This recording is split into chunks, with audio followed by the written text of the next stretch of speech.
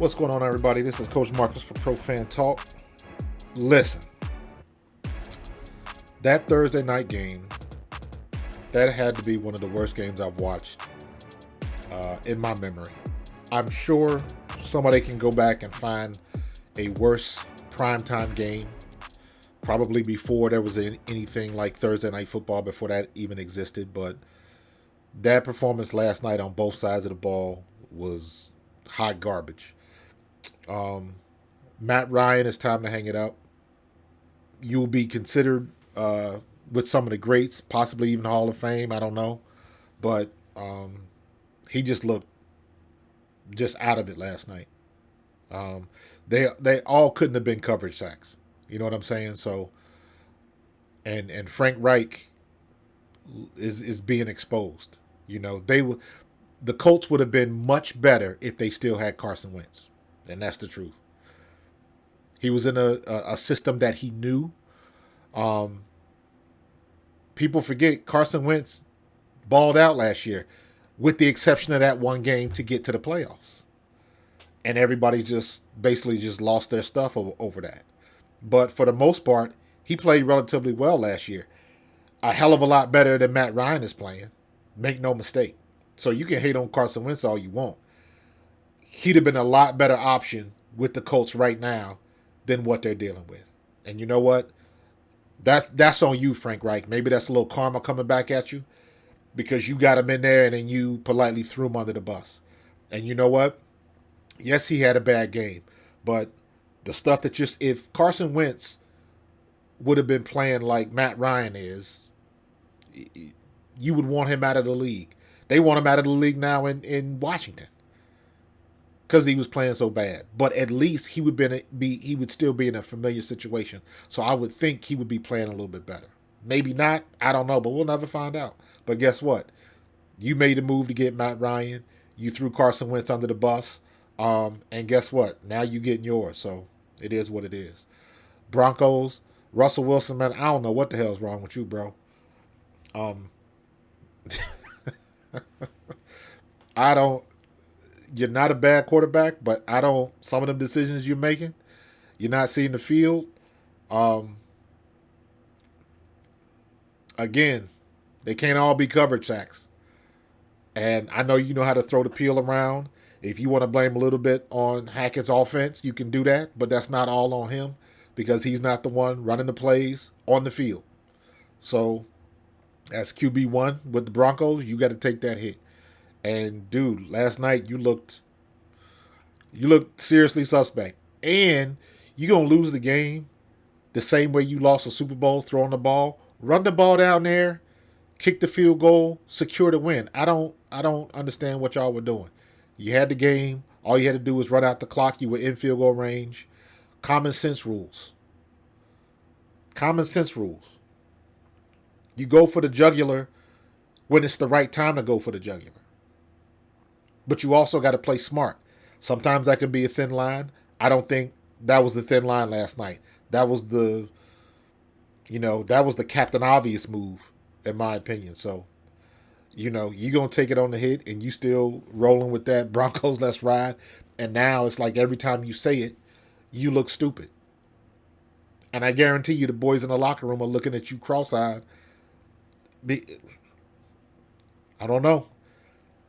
I know, Russ, you still got the talent, but you better get it together before that locker room turns on you.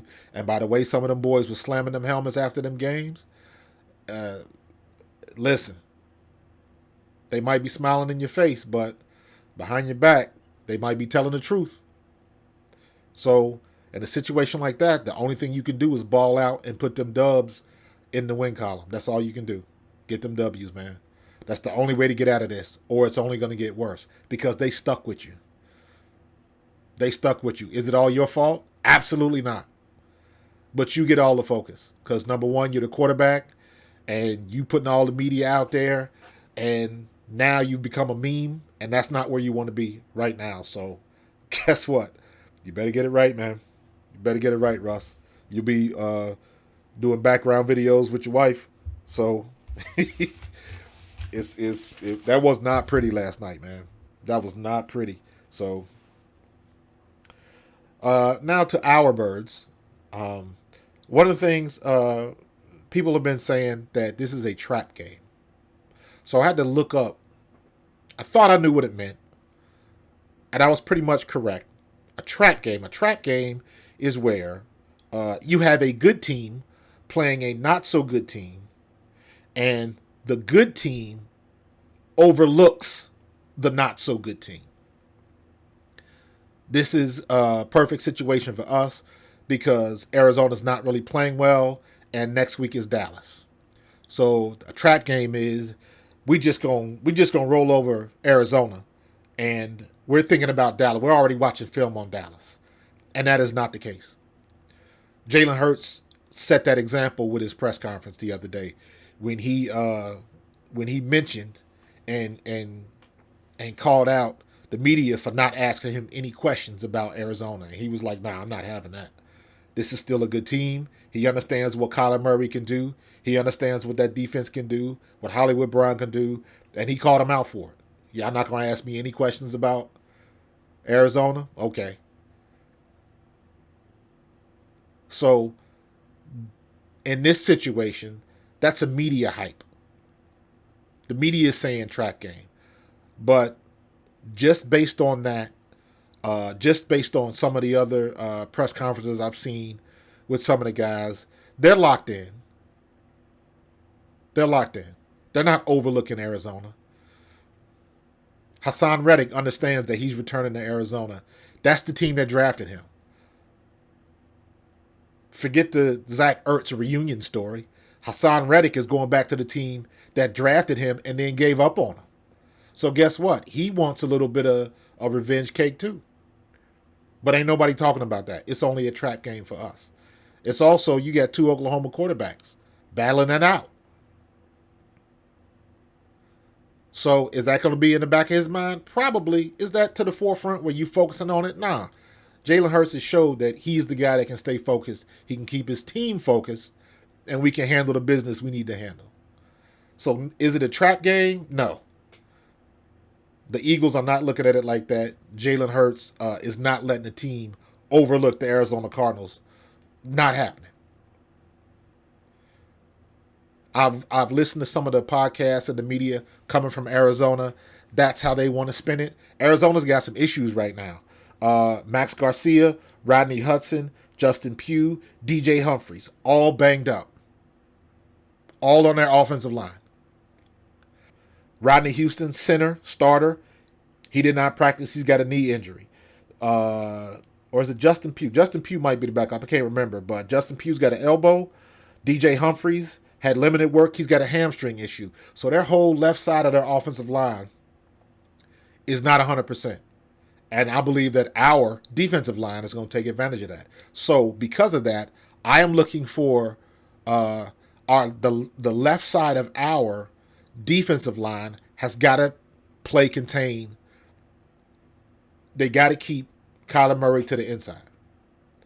Because based on the way their offensive line is looking, if he's going to scramble to his right.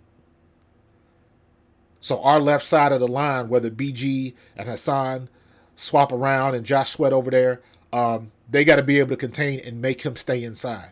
I said it last night on my podcast. As long as he has to stay inside, he's going to have trouble seeing over that offensive line. Big Jordan Davis in there. Get them paws up in the air, man. You 6'6". He's 5'10". Get them paws up in the air and disrupt those passing lanes and those vision sights, those line of sights. That's important. It's hard to hit what you can't see. So I'm sticking with my score, 31-14 Eagles. Although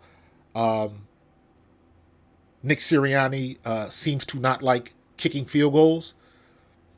We got Dicker the kicker in, and all the other memes that's going to go with that. Poor kid with that last name. But, hey, if you can put the ball through the uprights, whatever you want me to call you, I'm good with that. So, Elliott will be back. Let him take his rest for a couple weeks. We're going into the bye week in 2 weeks. So, perfect time for us. So, we can get some people healed up. We can get Slay all the way healed up. We can get Mailata all the way healed up and back on the field. I forget his name, but the kid that had the concussion.